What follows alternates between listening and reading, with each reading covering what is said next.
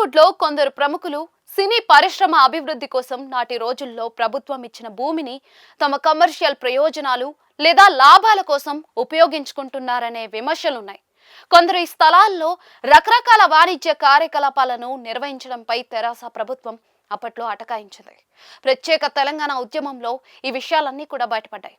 అది గతం అనుకుంటే వర్తమానంలోనూ సినిమా పరిశ్రమ కోసం అంకితమయ్యే లేదా త్యాగం చేసే నిర్మాతలు లేకపోలేదు. ఇక 50 ఏళ్లు పైబడిన చరిత్ర ఉన్న ప్రముఖ సినీ నిర్మాణ సంస్థ దశాబ్దాల పాటు కేవలం సినిమా రంగం కోసమే అంకితం ఇచ్చిన ఒక పాపులర్ ఫిల్మ్ స్టూడియోని ఇటీవల రియల్ ఎస్టేట్ వెంచర్ల కోసం కేటాయించడం ప్రధానంగా చర్చకొచ్చింది. అయితే అది ప్రైవేట్ ప్రాపర్టీ కనుక అది వారి ఇష్టానికే వదిలేయవచ్చు. చాలా మంది సినీ ప్రముఖులు తమ ప్రైవేట్ స్థలాల్లో ఇటీవల భారీ వాణిజ్య సముదాయాలను నిర్మించారు.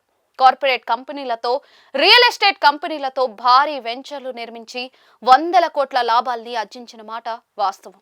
హైదరాబాద్ నడిబొడ్డున లేదా సిటీ ఔటర్లో ముందుగా స్థలాల్ని కొనుగోలు చేసిన చాలా మంది సినీ ప్రముఖులు ఇప్పుడు వందల కోట్ల రియల్ ఎస్టేట్ ఆటలో బిజీగా ఉన్నారు. అయితే సినీ రంగం కోసం సినిమా స్టూడియోలు నిర్మిస్తే వచ్చే ఆదాయం అంతంత మాత్రమే. నిజానికి విశాఖపట్నంలో రామానాయుడు స్టూడియోస్ ని నిర్మించినా కానీ దాని ద్వారా సురేష్ ప్రొడక్షన్స్ లేదా రామానాయుడు వారసులకు భారీ వాణిజ్య లాభాలు ఉండవు. దానిని కేవలం వాణిజ్య కార్యకలాపాలకు ఉపయోగించినప్పుడు లేదా సినిమాయేతర పనులకు ఉపయోగిస్తే తప్ప అది లాభాల బాటలోకి రాదు. కానీ అందుకు ప్రభుత్వ అనుమతి లభించదు. అది కేవలం సినిమా అభివృద్ధి కోసం మాత్రమే ప్రభుత్వం కేటాయించిన భూమి. ఇప్పుడు మరో అగ్ర నిర్మాత టాలీవుడ్ దురంధరుడు అల్లు అరవింద్ తన కోకాపేట్లో సువిశాలమైన సొంత ప్రైవేట్ భూమిని వ్యాపార కార్యకలాపాలు లేదా వాణిజ్య సముదాయాల నిర్మాణం కోసం లేదా రియల్ ఎస్టేట్ వెంచర్ల కోసం కాకుండా కేవలం సినీ పరిశ్రమకు అంకితం ఇచ్చేందుకే తాము థియేటర్ లేదా మల్టీప్లెక్స్ స్క్రీన్ల సముదాయాన్ని నిర్మించామని వెల్లడించారు. నిజానికి థియేటర్ల వ్యాపారం కంటే ఇంకా ఎన్నో రెట్ల అధిక లాభదాయకమైన వ్యాపారాలు చాలానే ఉన్నాయి.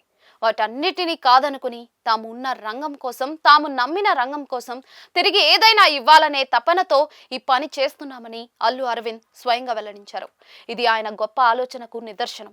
హైదరాబాద్ లో సినీ పరిశ్రమ ప్రపంచ స్థాయి ప్రమాణాలను అందుకునేందుకు ప్రభుత్వం తరపున తమ వంతు సహాయం ఎప్పుడు కూడా ఉంటుందని ప్రకటించిన సీఎం రేవంత్ రెడ్డి ఆలోచనలకు ధీటుగా ఇప్పుడు అల్లు కాంపౌండ్ ప్రయత్నాలు సర్వత్రా ఆసక్తిని కలిగిస్తూ ఉన్నాయి. దేశంలోనే అతిపెద్దది, ఏషియా ఖండంలోనే రెండోది, ప్రపంచంలోనే మూడో అతిపెద్ద డాల్బీ థియేటర్ నిర్మించిన ఘనత అల్లు వారికి చెందుతుంది.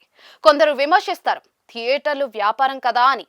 అయితే అది తక్కువ లాభదాయకత ఉన్న పరిశ్రమ అనేది ఈ రంగంలో ఉన్న కొద్ది మందికే తెలుసు.